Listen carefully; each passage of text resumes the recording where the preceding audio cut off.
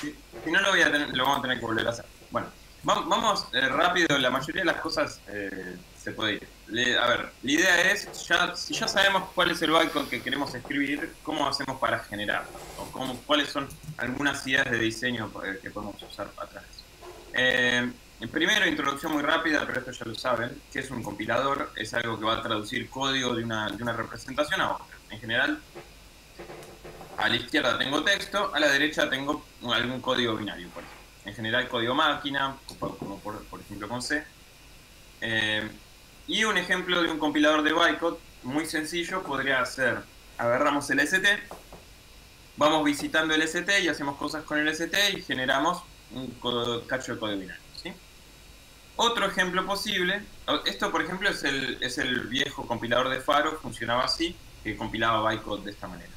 El nuevo compilador de bytecode de Faro, simplemente porque estoy usando slides que yo hice en algún otro momento, ahora tiene otra cosa más en el medio, que es otra representación intermedia.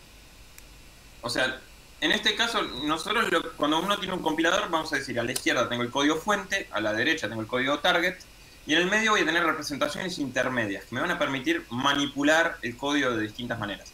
Entonces, por ejemplo, en este compilador que tenemos ahora en Faro, tenemos primero ASTs, que me van a permitir de trabajar en el código Faro, manipularlo como un arbolito, y después vamos a generar objetitos en una lista que van a parecerse al bytecode, pero que no van a ser el bytecode encodeado todavía. Pero eso quiere decir que como yo tengo objetitos, los voy a poder manipular, voy a poder hacer operaciones arriba hasta que lleguen hasta que maduren y los pueda traducir a código binario. Ejemplitos, otros ejemplitos. Uno puede también pensar en un transpilador como donde el código fuente es código y donde el código target también es código. Eso es lo que uno llama una transpilación. Una transpilación es, por ejemplo, yo voy de CoffeeScript a JavaScript. O de, ¿cómo se llama este otro? TypeScript a JavaScript. Eso es una transpilación. Después uno tiene una compilación propiamente dicha, donde uno va binario. Y en general lo que uno va a ver es que tiene compiladores de bytecode y compiladores de código máquina. En general adentro de las máquinas virtuales como JIT compilers o como compiladores ahead of time, como por ejemplo el compilador de Rust o el compilador de C y así. A ver, nosotros ya sabemos cómo generar el código máquina, el código binario del bytecode. Básicamente ya sabemos que el bytecode hay que ejecutarlo tac, tac, tac, tac, tac, ambas van a hacer lo mismo. La pregunta es, si yo tengo un arbolito que si yo lo recorro de una manera hace algo con el stack, y si tengo mi bytecode que también si lo ejecuto de arriba hasta abajo hace exactamente lo mismo, ¿cómo voy de la izquierda a la derecha? ¿Cómo genero un bytecode a partir de mi arbolito? Por eso dije que iba a ir rápido, estoy... a ver, entonces, la manera más simple es tener un visitor, simplemente como hicimos con el intérprete. Tenemos que tener un análisis de casos por cada nodo y según el nodo generamos el código correspondiente a ese nodo. Entonces cada nodo lo que puede hacer es encodear o generar una o más instrucciones, o ninguna. Podemos tener de pronto instrucciones que sean que no hagan nada, qué sé yo, depende del lenguaje. Entonces, por ejemplo, uno podría tener un subcompilador que cuando va a visitar un literal, lo que va a hacer es generar un push de un literal. Entonces eso va a generar la instrucción push literal y le mando un nodo, por ejemplo. Y a partir del nodo él va a sacar el valor que quiere pushar. ¿Sí? Ahora,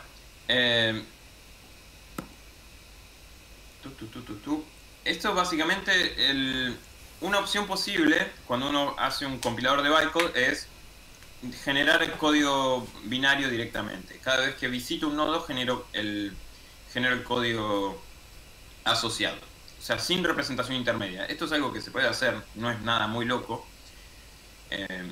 Lo que va a pasar es que de pronto vamos a necesitar algunas estructuras de datos auxiliares o vamos a necesitar patchear el código para poder resolver instrucciones que son relativas. Por ejemplo, si yo tuviese a la izquierda un jump a la instrucción 3, ¿sí? O sea, tengo una instrucción jump, después tengo el código de B, después tengo otro código C, y la primera instrucción lo que hace es jumpear al tercero. Si yo eso lo encodeo como un offset relativo, yo necesito saber cuál es el tamaño de la instrucción 2 para poder escribir la instrucción 1, ¿sí? Si no, no puedo escribir la instrucción 1. Y acá hay diferentes opciones. Una opción es escribir no escribir la instrucción 1 hasta que la instrucción 2 esté escrita y yo ya sepa cuál es el tamaño que esa instrucción va a tener. Entonces, lo que voy a hacer es generar la instrucción más tarde. Esa es una posibilidad. Entonces dejo un agujerito en el código, en el binario, y que voy a venir a parchear más tarde. Otra opción es hacer una pasada previa para calcular previamente los offsets. Me guardo los offsets y una vez que tengo los offsets guardaditos, después puedo hacer la generación de código con los offsets ya calculados. Esas son dos alternativas bastante usadas.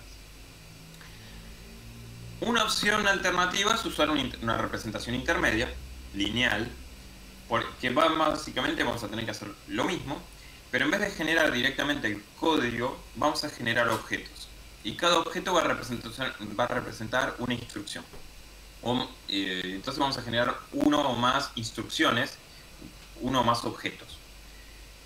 Y de pronto eso quiere decir que vamos a poder generar una representación intermedia tan complicada como querramos nosotros.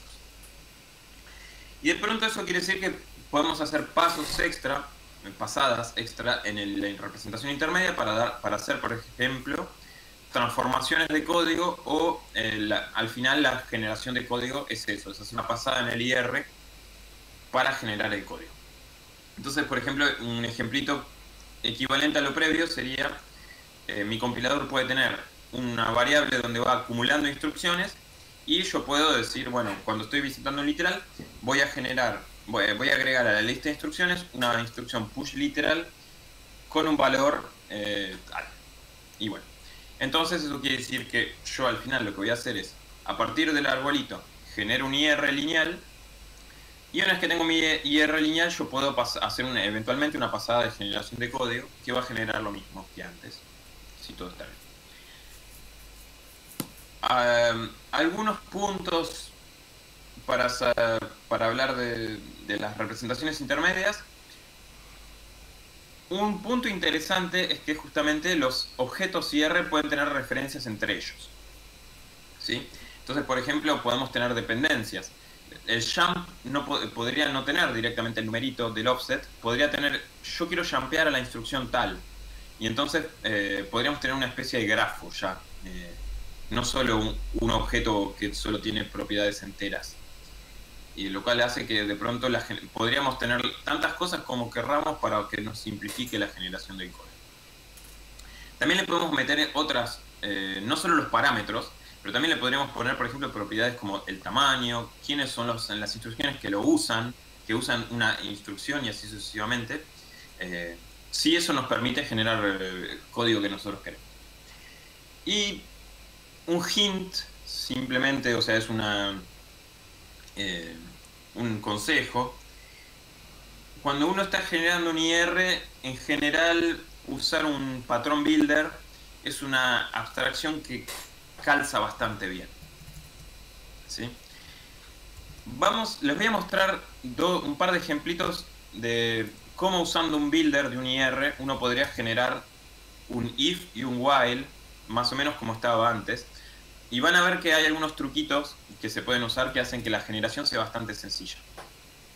Entonces, por ejemplo, si mis jumps fueran objetos, eso quiere decir que mi builder me podría devolver el objeto jump al que yo quiero, para que yo pueda manipularlo. Entonces, eso me permitiría, por ejemplo, poder linkear mis objetitos. Entonces, por ejemplo, si yo tengo el mismo caso de if de antes, yo tengo un if de una condición, si la condición es verdadera, tengo el código del true, si no, tengo el else con el código del false y así sucesivamente. Entonces, en este caso lo que deberíamos hacer es generar el código para la condición.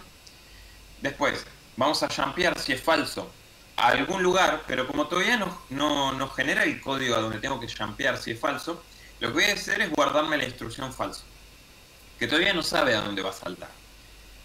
Después, genero el código del caso true. El código del caso true tiene que saltar al final, se tiene que saltear la parte false. Entonces voy a generar un jump incondicional, un jump no condicional, y también me lo voy a guardar, porque el código de después del false todavía no lo generé. Entonces me guardo esos dos false. Yo sé que en este momento, después de ejecutar ese jump, estoy en el caso del false. Entonces yo podría, por ejemplo, tener una instrucción un poco especial que podría representar un label para decir que el false tiene que saltar a este punto de la ejecución. Entonces yo puedo modelar, por ejemplo, una instrucción label, que es una instrucción que después no se va a traducir en el bytecode binario, pero el label me podría indicar una posición en el bytecode. Un label no hace nada en particular, de hecho no se genera al final, no va a estar en el código generado. Es una instrucción que simplemente me va a simplificar la generación de código. Después genero el caso de falso, y una vez que el caso de falso ya está todo generado, lo que podría hacer es decir, ahora yo quiero que el jump to end salte a este lugar. Y entonces genero un label que va a saltar a ese lugar. Una cosa que no sé si queda muy clara es que cada vez que yo ejecuto builder label, eso me va a generar una instrucción label en la lista de instrucciones. Eso quiere decir que cuando el jump, yo le digo, tu target es acá, lo que va a hacer es saltar a ese punto de la ejecución. Lo que pasa es que yo lo estoy escribiendo, me queda como medio como un pequeño DSL para escribir estas cosas. Bueno. Para compilar un loop, podríamos hacer algo muy parecido. Yo necesito poder representar el loop head para saber cómo volver para atrás. Entonces eso lo voy a representar con un label. Me voy a guardar el label. Genero después el código de la condición. Después genero el jump para poder salir. Pero todavía no tengo el código de la salida. Entonces me guardo el jump. Después genero el código del loop. Y después del loop body tengo que volver para atrás. O sea, un jump que va directamente a volver al loop head, y en este momento, después de eso, quiere decir que ya estoy afuera del loop. Entonces puedo decir, el exit jump, su target es un label nuevo en este punto. ¿Sí?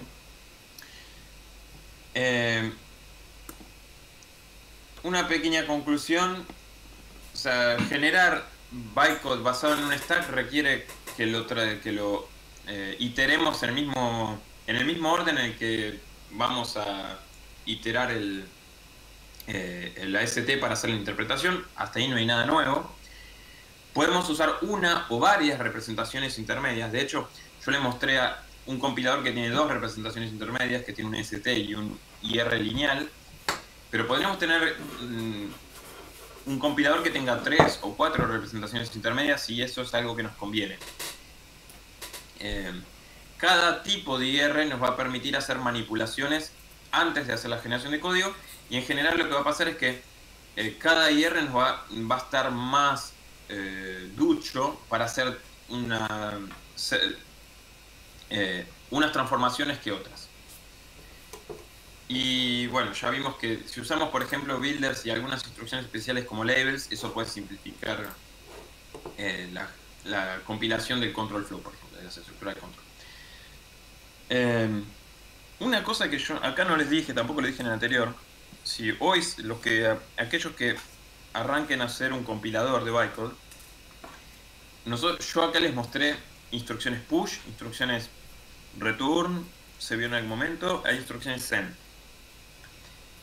Yo implementé, de hecho, la semana pasada un bytecode muy sencillo para Wollock, y van a necesitar, por ejemplo, tener otro tipo de instrucciones, como instrucciones instanciar una clase, podría ser una instrucción, que sería el equivalente a ejecutar el new. Podrían tener instrucciones que manipulen el stack directamente, como por ejemplo una instrucción pop. A veces puede ser útil. También puede ser útil tener instrucciones como a ver, no se me ocurre. Bueno, dup, una instrucción duplicar, que lo que hace es pushea en el stack una copia del elemento que estaba antes. O sea, es como que hace un pop y después hace 2 pushes con el mismo objeto. Hay instrucciones que nos permitirían manipular el stack y que pueden ser un poco útiles para algunas de las cosas, algunos de los idioms de Wolof en todo caso.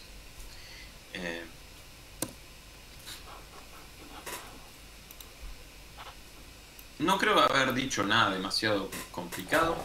No sé si hay preguntas. Si no, yo diría, metámonos a programar.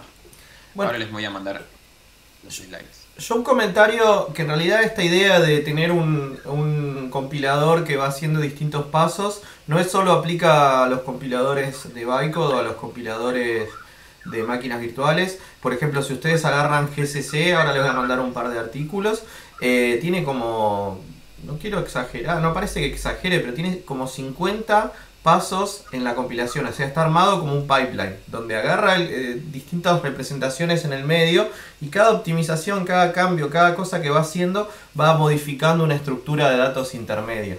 Entonces esto permite, por ejemplo, prender o apagar una optimización, es cambiar los elementos en este pipeline y bueno, y además todos usan una estructura intermedia que es mucho más rica que después el código que termina generando, pero en el medio lo pueden ir modificando. Entonces de esa manera permite construir un compilador como si fuera un montón de operaciones pequeñas que van transformando de una estructura de datos a otra, que a veces puede ser la misma o puede ser distinta, pero la idea es esa, y ese es un diseño moderno de compiladores. Es algo que introdujo GCC y que por eso lo hizo bastante poderoso, y que por ejemplo permite que sea relativamente fácil agarrar el GCC y portarlo a generar otra arquitectura o modificarle determinadas cosas o agregarle una optimización. Ese diseño de pipeline para un compilador ahora es mainstream, y si se fijan, Celang, que es el otro open source, sigue la misma idea, y bueno, y en teoría el compilador de Microsoft también sigue la misma idea, y bueno, es una gran idea, sí. Hay que copiarla. Dos cosas para decir con respecto a eso. Nosotros con Pablo no pensamos el taller para meternos mucho en compiladores. Eso me requeriría un taller solo para sí mismo. O sea, vamos a ver cositas de compiladores, pero no vamos a ver muchas cosas en detalle porque es un mundo. O sea, si les interesa, una de las cosas que podemos hacer para quizás la segunda mitad del año es hacer algo muy parecido sobre compiladores, o sea, un taller sobre compiladores. Ya Guille promete. Sí, no, bueno, eso sí interesa bastante, a suficiente gente como para que nos metamos en el quilombo. Sí, igualmente ahora les voy a pasar, en el libro de compiladores, el libro, ¿cómo se llama este autor? Mi memoria, está bastante... ¿Cuál libro? Está presentada la idea de cómo construir algo en pasos, el de... Bueno, una de las cosas interesantes de tener un compilador que hace muchas pasadas es que de pronto el orden, también hay un diseño atrás del orden en que se hacen las pasadas. Porque quizás hay una optimización que es mejor si hago otra optimización antes, y si las pongo en el orden inverso ya no son tan buenas. Ninguna de las dos. No, y hay un montón de cosas de esas. Puede hacer que no tengan sentido. ¿Cómo se combinan? En realidad, ni siquiera es que un problema Además, de que va a generar código más rápido o más lento. No, va a generar mierda, pero rápida. Pueden ser ambas cosas, cualquiera de las dos. Pero bueno. En el de Muchnik, el Advanced Compiler Design and Implementation, tiene un capítulo. No habla mucho, pero ahora les mando, hay un blog de la gente de GCC que entra mucho más a detalle de cómo está GCC hecho por dentro.